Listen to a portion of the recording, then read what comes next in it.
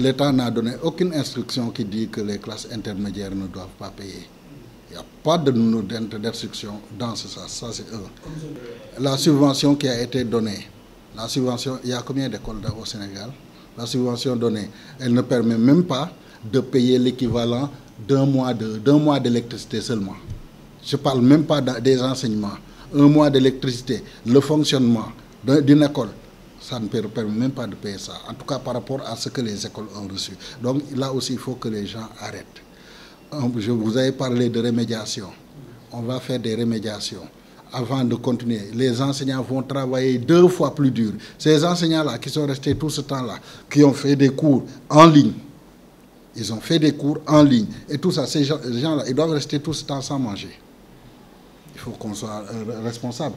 De toute façon, avec les parents d'élèves responsables, il y a une convention qui a été signée qui permet de dire, OK, venez, on discute, on trouve une solution, on vous permet de vous inscrire et le restant, maintenant, on échelonne ça. Il y a d'autres parents qui sont, eux, irresponsables. Ils ont osé nous amener en justice, ça je peux le dire, mais de toute façon, ils ont été dégoûtés. De toute façon, ce n'est personne d'autre que Maître Massamba. Il est allé en justice. La justice ne l'a pas suivi. Il est retourné. La justice ne l'a pas suivi. Et donc, finalement, je crois que là aussi, il faudrait qu'on puisse rendre hommage aux parents qui sont responsables, qui, eux, ont préféré comprendre que c'est une crise et qu'une crise, eh bien, elle touche tout le monde et que quand il y a des problèmes pareils, être responsable, c'est accepter de discuter, de parler de problèmes, de trouver des solutions au lieu de se précipiter et dire qu'on part en justice, ce n'est pas normal, etc., etc. Les gens qui passent tout leur temps ici là, en train d'entretenir l'école, en train de tout faire pour que l'école puisse ouvrir dans de bonnes conditions, ces gens, ils n'ont pas le droit d'être payés. Ces gens, ils payent des impôts. C'est avec ces impôts qu'on paye les fonctionnaires. On paye les fonctionnaires qui ne travaillent pas et ces gens-là, on ne les paye pas. Je crois que le minimum, c'est une question de justice sociale. La majorité des parents d'élèves de Saint-Michel a accepté de payer.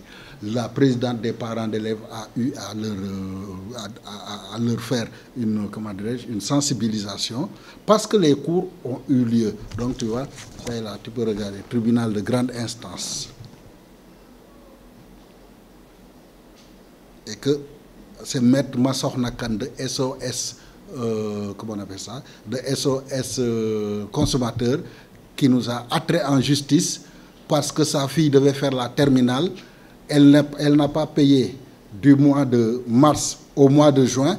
Le 25 juin, ils sont venus, on lui a demandé de payer le 25 juin, de payer les 3 mois. Ils disent qu'ils ne payent pas.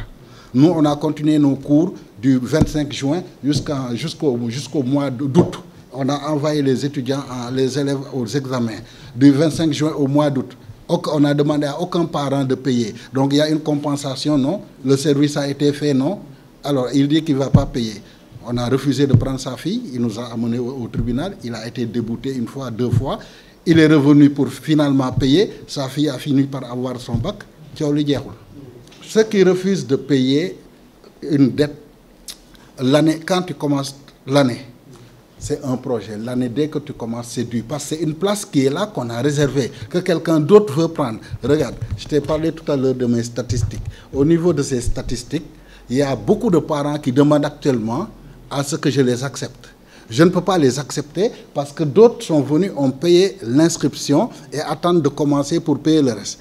Maintenant, quelqu'un qui il me bloque des places.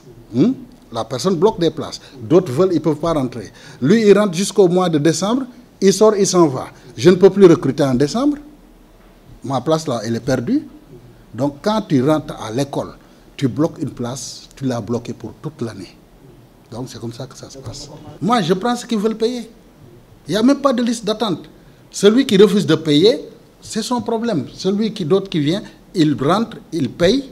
Et quand le 12, son enfant va être en classe parce que lui, il est en règle.